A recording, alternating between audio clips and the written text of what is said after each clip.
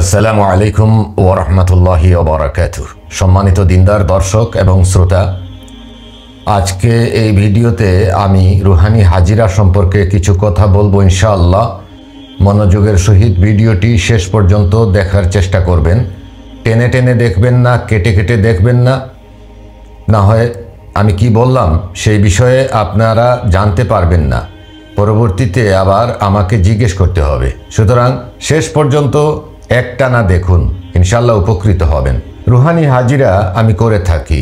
Rouhani হাজিরা করলে কারো উপরে থাকা জিনের আসর, জাদুটোনা, চালান, বান, কুফরি বা কোনো ধরনের রুহানি ক্ষতি তার উপরে আছে কি না সেটি আমি বুঝতে পারি ইনশাআল্লাহ তাআলা। সেটি অবশ্য আধ্যাত্মিকভাবে আমি বুঝি এবং মোমেন জিনের সাহায্যে আমি সেটি বুঝতে পারি ইনশাআল্লাহ। এই ধরনের রুহানি হাজিরা পৃথিবীতে অন্য কেউ করেন কি না আমার জানা নাই, তবে সম্ভবত এই ধরনের রুহানি হাজিরা আমাদের এই উপমহাদেশে নেই এবং আমার জানা মতে কোনো দেশে এরকমের পাওয়ারফুল হাজিরা আজকাল এই 2024-25 সালে এসে আছে বলেও আমার বিশ্বাস হয় না। কারণ এই সিস্টেমটা সম্পূর্ণ একটি আধ্যাত্মিক সিস্টেম এবং এটি বংশ পরম্পরায় পাওয়া হয়। আমাদের বংশ অলি আল্লাহর বংশ, আউলিয়ায়ে কেরামের বংশধর, আমার নানা হুজুরের বংশ স্বয়ং রাসূলে করিম সাল্লাল্লাহু আলাইহি ওয়াসাল্লাম থেকে এসছে এবং আমার বাবার বংশ আউলিয়ায়ে কেরামের বংশধর, প্রখ্যাত অলি আল্লাহরা আমার বাবার বংশে রয়েছেন এবং যারা আগের যুগে বিখ্যাত রুহানি হাজিরা করতেন তাদেরই ধারাবাহিকতায় এটি আমার কাছে এসেছে এবং আমি যে রুহানি হাজিরা করে দেই আলহামদুলিল্লাহ এটি 100% সত্য হয় এবং সঠিক হয়ে থাকে। বর্তমান যুগে মানুষ হাজিরা করে, নানা ধরনের হাজিরা করে থাকে। কেউ এমনি এমনিই বলে দেয়, কেউ বানিয়ে বলে, কেউ মিথ্যা বলে, কেউ আবার নাকি ইস্তেখারা করেও বলে। ইস্তেখারা এমন একটা জিনিস, সেটি রাসূলুল্লাহ সাল্লাল্লাহু আলাইহি ওয়াসাল্লাম শিখিয়েছেন সাহাবায়ে কেরাম রাদিয়াল্লাহু তাআলা আনহুম আজমাইনদেরকে। ইস্তেখারা করলে নিজের সম্পর্কে জানা যায় আর ইস্তেখারা নিজে নিজে করতে হয়। ইস্তেখারা করার বিভিন্ন নিয়ম আছে, আপনারা গুগল সার্চ করলে জানতে পারবেন কিভাবে ইস্তেখারা করতে হয় এবং ইস্তেখারার দোয়া আছে, ইস্তেখারার দোয়া পড়তে হয়। আবার অনেকে মনে করেন যে ঘুমাইলে মনে হয় স্বপ্নের মাধ্যমে কিছু দেখানো হয়, সেখান থেকে কিছু জানা যায়। আসলে সেরকম নয়। ইস্তেখারা করলে মানুষের অন্তরের মধ্যে একটা পজিটিভ নেগেটিভ বিষয় আসবে। ধরুন একটা দোকান খুলবেন, ব্যবসা করবেন, তো আপনি ইস্তেখারা করে জানতে পারবেন যে আপনি ওই ব্যবসাটা করবেন নাকি করবেন না। বা আপনি দেশের বাইরে যাবেন, প্রবাসে যাবেন, ওইখানে আপনি যাবেন কি যাবেন না, বা কাউকে আপনি টাকা দিবেন প্রবাসে যাওয়ার জন্য, সেটা দিবেন কি দিবেন না। এই যে বিষয়টা জানার জন্য আপনি নিজে সেটি করতে হবে। আর সবচেয়ে বড় কথা হচ্ছে আপনি কোরআনিক বা ইসলামিক যত আমল করবেন বা এগুলো দ্বারা আপনি স্পিরিচুয়াল বেনিফিট নিতে চাইবেন, আধ্যাত্মিক ফলাফল, আধ্যাত্মিক উপকার পেতে চাইবেন, তখন আপনার নিজের আমলটা ভালো থাকতে হবে। কেউ যদি রং চলাফেরা করে বা অশ্লীলতায় নিমজ্জিত থাকে, নামাজ পড়ে না বা কথায় কথায় মিথ্যা বলে, আবার সে সবসময় ইসলাম বিরোধীর মতো চলতেছে, আবার তার ভালো মন্দ জানার জন্য সে ইস্তেখারা করলো, তাকে কোনো ধরনের ইনফরমেশন দেওয়া হবে না। আর ওই ব্যক্তি আল্লাহর কাছে তাওবা করে যতক্ষণ ফিরে না আসবে ততক্ষণ পর্যন্ত তার ইবাদত বন্দেগীও তো কবুল হবে না। তো ইস্তেখারা করে নিজে নিজেরটা জানা যায়। অনেকে এরকম জানেন।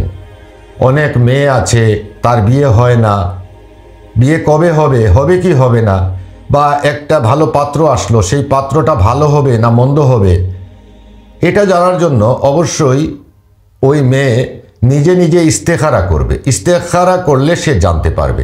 ঠিক সেইভাবে একজন পুরুষ একটা বিয়ে করবেন, তিনি সেই স্ত্রীটা ভালো পাবেন না মন্দ হবে, ওই সংসারে ওই পরিবারে তিনি আত্মীয়তা করবেন কি করবেন না এই বিষয়টা তিনি ইস্তেখারার মাধ্যমে জানবেন, তিনি নিজে জানবেন।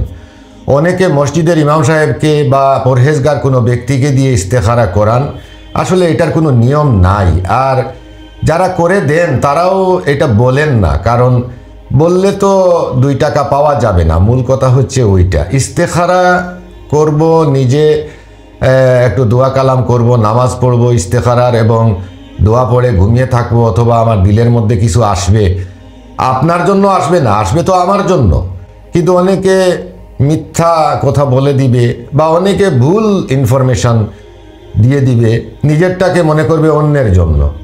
যিনি ইস্তেখারা করলেন তিনি তার খবর পাইলেন, কিন্তু ওই খবরটা আরেকজনের ঘাড়ে চাপিয়ে দিবেন। সকালে উঠে বলবেন যে আপনার ইস্তেখারা করে পেয়েছি, আপনার ওই কাজটা হবে না। আসলে হয়তো কোনো হুজুর সেটা নিজের জন্য দেখছে যে তার ভবিষ্যৎ অন্ধকার, এখন আরেকজনের উপরে সেটা বলে দিছে। তো ইস্তেখারা অবশ্য নিজে করবেন। অনেকে আমাকে বলেন যে ইস্তেখারা করে দেন, আমি ইস্তেখারা করি না।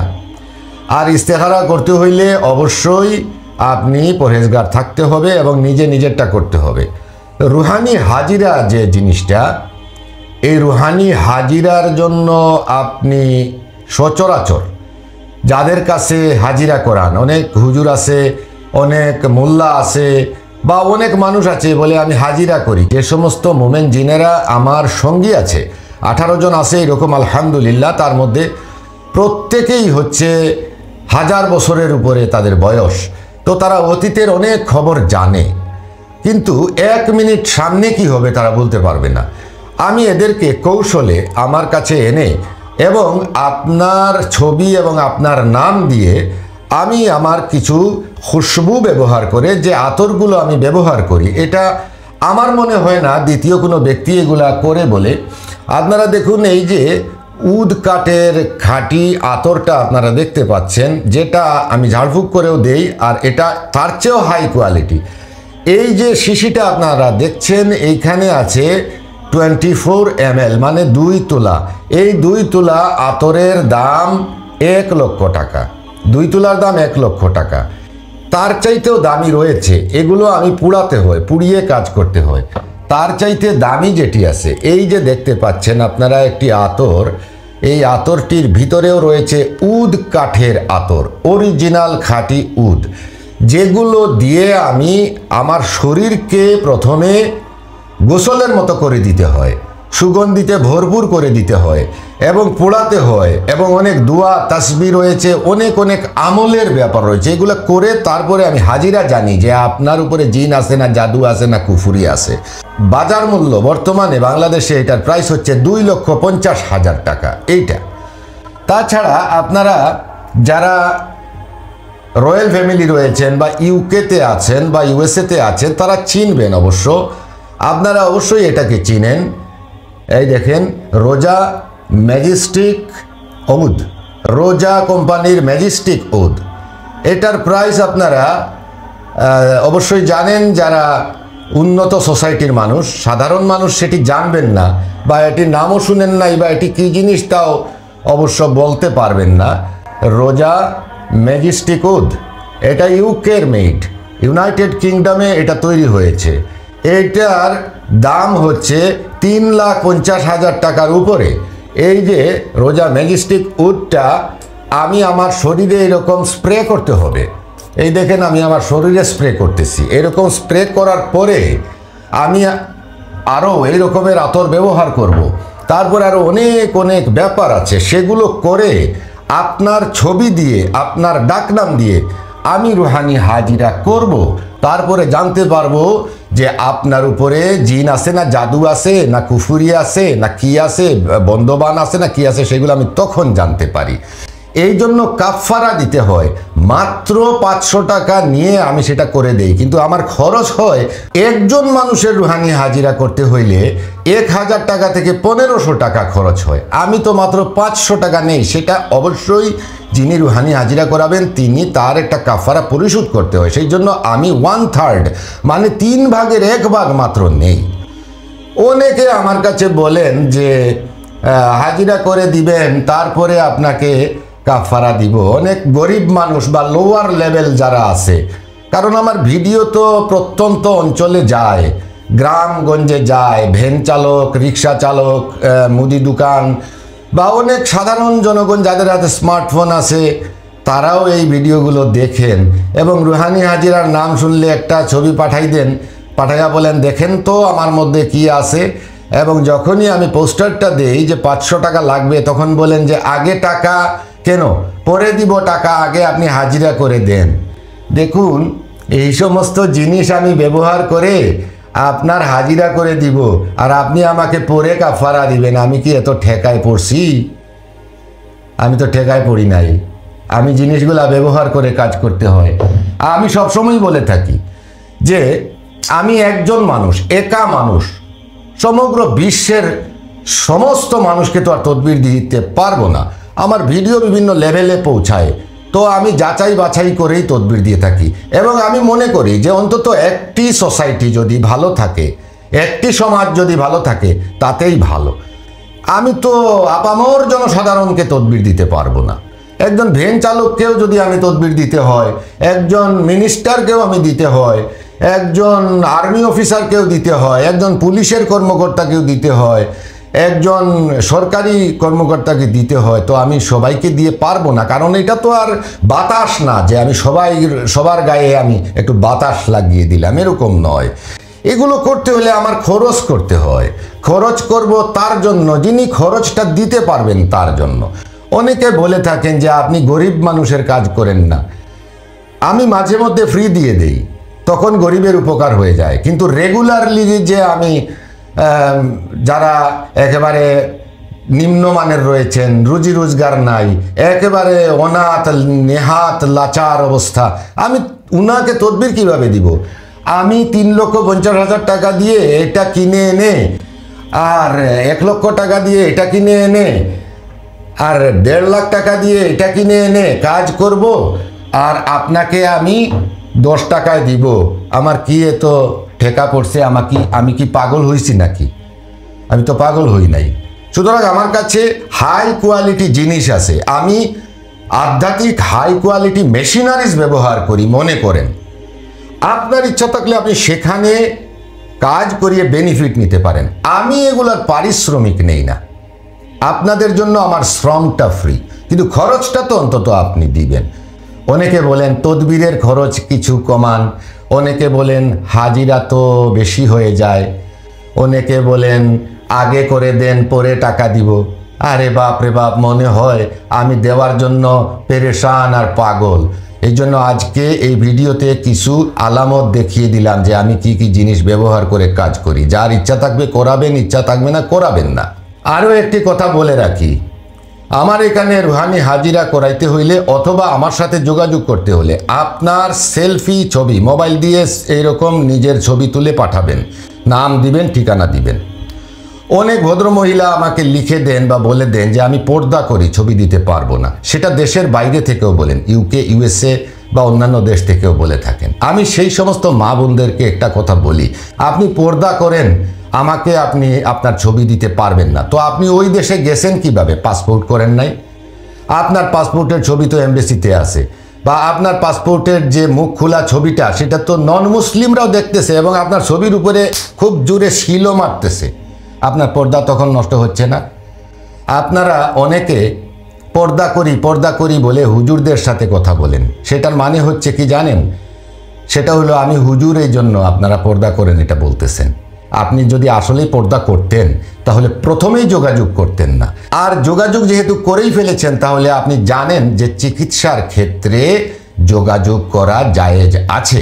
অতএব যোগাযোগ যখন করেছেন এবং চিকিৎসার ক্ষেত্রে জায়েজ আছে, আপনার ছবিটা দেওয়াও জায়েজ আছে। কারণ আপনি কে? আপনাকে তো আমার দেখতে হবে, জানতে হবে। আপনার রুহানি হাজিরা করতে হইলে আপনার এই মুখমণ্ডলের প্রয়োজন, আপনার অ্যাপিয়ারেন্সের উপরে নির্ভর করে, আপনার নামের উপরে নির্ভর করে, আপনাকে চিহ্নিত করে তারপরে আপনার রুহু থেকে আপনার খবরটা নেওয়া হবে। খরচ আছে অনেক বেশি এবং অনেক কষ্ট আছে। তো অনেকে বলেন নাম দিয়ে হাজিরা করে দেন, নাম দিয়ে হাজিরা হয় না। একই নামে লাখো কোটি মানুষ আছে পৃথিবীতে, আমি কি সবার হাজিরা করব নাকি? আর এই নামে যখনই হাজিরা টান দিব তখন সবার হাজিরা চলে আসবে। আপনারটা হয়েছে বলে আপনি বুঝবেন কিভাবে? এই জন্য পিকচার। আর পাসপোর্টের মধ্যে ছবি ব্যবহার এই জন্যই করা হয়, আইডেন্টিটি কার্ডের মধ্যে ছবি এই জন্যই ব্যবহার করা হয় যেন আপনাকে চেনা যায়, আপনার মুখমণ্ডলটা যেন পরিচিত হয়, এই জন্য। তো সর্বক্ষেত্রে আপনি আপনার ছবি দিতে পারেন, শুধু হুজুরের কাছে ছবিটা দিতে হইলে একটু পর্দা করি বলতে হয়। না না, ছবি দিলে আপনি যে পর্দাশীলা সেটাও বোঝা যাবে, কারণ আপনি পর্দার সহিত ছবি দেন, সমস্যা আছে। এগুলা আমার কাছে না বলাই ভালো। আর এরকম যারা করেন তাদেরকে আমি ব্লক করি। আবার অনেকে বলেন যে মহিলাদের ছবি কিভাবে দিব, এটা তো জায়েজ নাই। আরে জায়েজ নাই আর জায়েজ আছে, মহিলাদের ছবি কেমনে দিব? তো কে বলছে আপনি আমার সাথে যোগাযোগ করেন? আপনি ডাক্তারের কাছে গেলে আপনি কি মুখের মধ্যে বস্তা বেঁধে যাবেন? আপনার চিকিৎসা হবে যেহেতু দূরে থেকে, আপনি অবশ্যই আপনার চেহারা প্রদর্শন করতে হবে। তবে আপনি নাটকীয় সাজে সেজে এসে চেহারা দেখাবেন তা নয়, পর্দার সহিত আপনার সেলফি দিবেন, আপনার চেহারা এবং আপনার নাম এগুলো দিয়ে আমরা এই সমস্ত হাই কোয়ালিটি আতর ব্যবহার করে তারপরে রুহানি হাজিরা করে আপনাকে জানাই, বুঝতে পারছেন? সুতরাং রুহানি হাজিরা অনেক ব্যয়বহুল একটি চেকিং, একটি স্পিরিচুয়াল চেক আপ। আর অল ইন ওয়ান এই তাওয়িজটি যারা ধারণ করেন তাদের জন্য এটি বিনামূল্যে রাখা হয়েছে, তবে আগামীতে আর বিনামূল্যে করা যাবে না। 3 মাস পার হইলে একবার ফ্রি রুহানি হাজিরা করাতে পারেন, কারণ তিনি অন্য কোথাও হাজিরা করানোর অনুমতি নাই।